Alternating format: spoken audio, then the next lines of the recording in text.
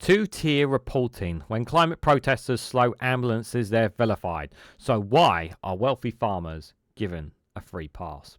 We're going to read into this piece from Byline Times, you guys. Let's go.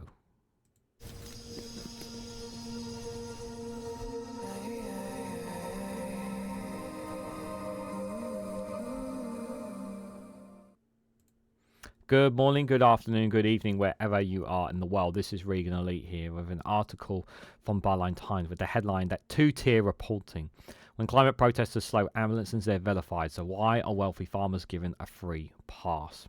Media outlets rush to condemn climate change campaigners as middle-class protesters causing chaos while ignoring greater disruption by millionaire landowners.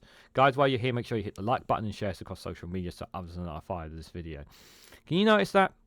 Did you notice that? Did you notice that there wasn't so much outrage and anger of all these farmers coming trackering down with their tractors, producing tons of emissions, 700 of them, tractors rolling down Westminster over the inheritance tax? But when it came to climate protests, something that's very serious that could affect the planet, that's going to affect all our lives, when it came to that, oh no, they were vilified and they were hated upon by the mainstream media.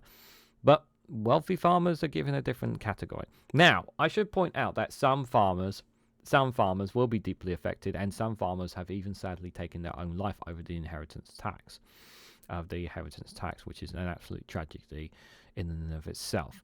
Many farmers will suffer as a direct result of the decision by the government to make the changes to inheritance tax. That I do concur. However, I still stand by the government's decision to do it. I do think it is the right decision to make. And while I do believe that farmers have been shafted, I really think that they should have looked at themselves in the mirror and asked why didn't they do anything about the Conservatives when they were basically making their lives more difficult. And only decide now that they decide to stand up and do something about it. That's not to take away what farmers do and the work that they have and the work that they matter, but I really do think that there are other ways that they can be supported outside of inheritance tax. Should they be getting more money in their pocket? Yes. But we also have a situation where there are many farmers who are ripping off the country because they are not paying inheritance tax because they are sitting on incredibly wealthy land. But this is about two-tier reporting, this article in particular, because regardless of what you think, we're having one set of protesters being treated indifferently for another. And this is not the first time we've had this. We've had protesters who are calling out for what is happening in the Middle East, in particular in Gaza, calling out Israel and what they are doing there. And they have been vilified and being accused of being supporters of Hamas by the previous conservative regimes, despite the fact that they are standing in solidarity with the people inside Gaza, not with Hamas specifically. But yet they have been the media have tried to portray them as that and have failed to do so. But yet when protesters whenever there's a mark out such as a group like the English Defence League, there doesn't seem to be a batter in an eyelid whatsoever from the media about that. When it comes to climate protesters, you're making a very serious case about something incredibly serious, whether it's Just Stop Oil or whether it's Extinction Rebellion. Yes, some of the way they go about their protesting is absolutely questionable, and I have condemned them on occasions as well. But it is still the way that the media conduct themselves in the reporting of that in comparison to other protests is a big problem. This is once again, I have to reiterate this point of how important we need media reform.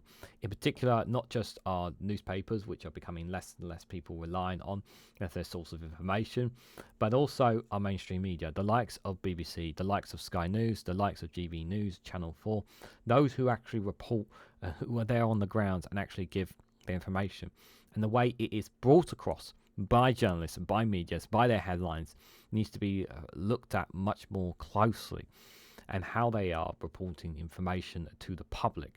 This is something that needs to be looked at in all seriousness, because they control a lot of the perception and the perception of what is really happening in the UK.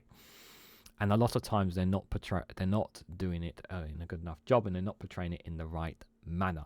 They're not giving a fair and balanced approach when it comes to the coverage that they're supposed to be giving. GB News are the worst out of all of them when it comes to do this. That is absolutely true. At times, some of them do it very, very well. Channel 4 being a prime example.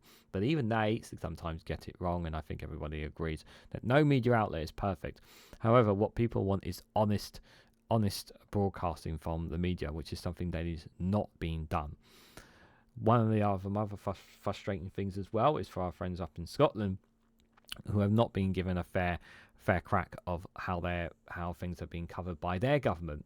For example, the Scottish budget that has been introduced recently actually had some really positive, good things for the people of Scotland, and yet the mainstream tabloids vilify it as something of downward or degrading to the people of Scotland. When you actually go and read and look at some of the information and some of the things that they're offering, you find it's actually a very good budget, but it's not actually portrayed as one as such. So this term two-tier is definitely something that is accurate when it comes to the reporting of things by the mainstream media. So farmers descend on Westminster to a convoy of tractors to protest the tax charges, Politico reported on Wednesday afternoon, after owners of multi-million pound land and property owners blocked roads from Parliament. The protests over moves to introduce inheritance tax from the largest estates saw dozens, perhaps thousands of tractors effectively blockading swathes of central London. By Thursday, the protests had fallen off the agenda, with only the Financial Times featuring the demonstration against inheritance tax on their front page.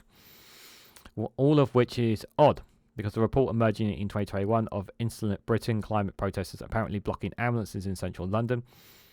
It received furious wall-to-wall coverage and condemnation in the press and on television and radio discussion shows. The same goes for nearly every other climate protest that has slowed traffic in London over the past 5 years.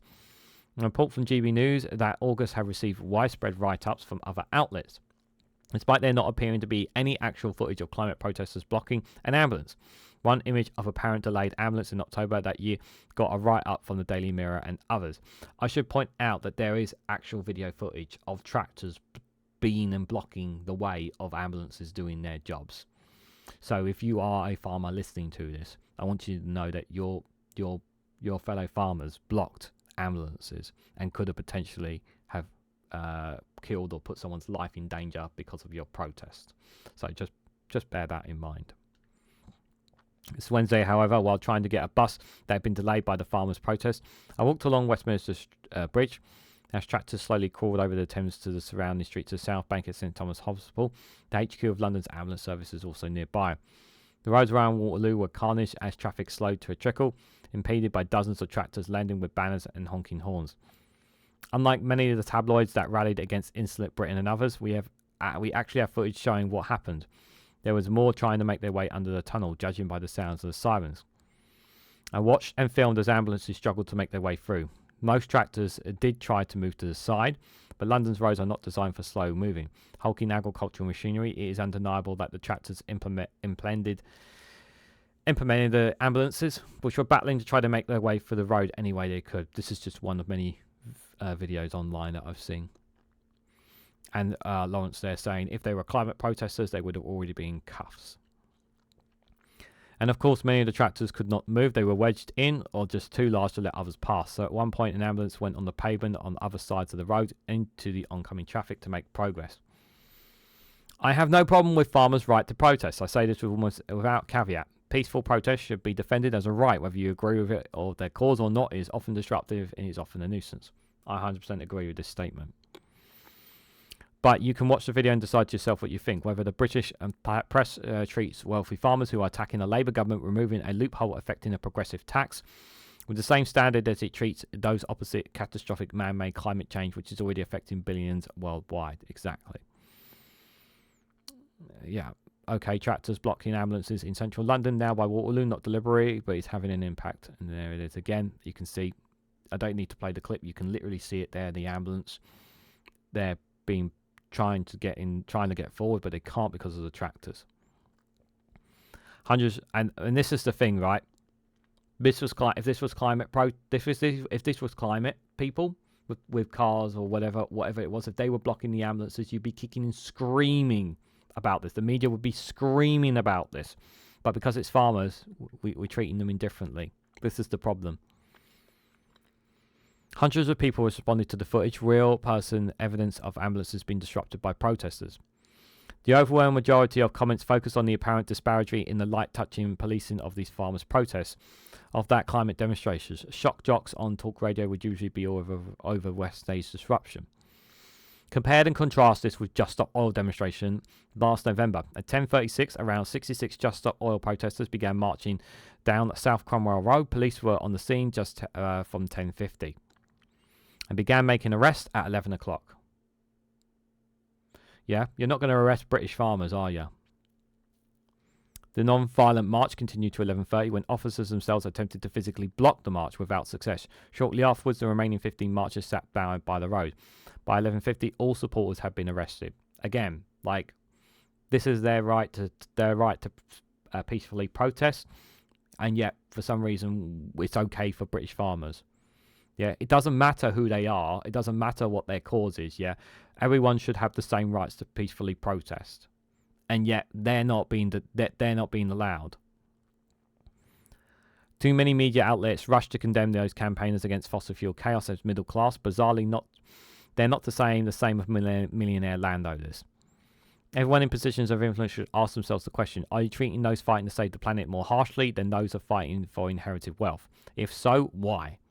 In the meantime, Just Stop Oil activists would do well to turn up in tractors and barber jackets for the next outing.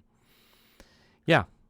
Imagine, I would actually, I would actually be interested to see if they do that. But they won't do that because, guess what? Like I said at the start of the video, tractors produce emissions. So all those tractors that trucker down there produce a ton of emissions as well, which is also would not be a very good idea image for Just Stop Oil or any other climate protesting group to do so. But this could not be more accurate. This could not be more clearer.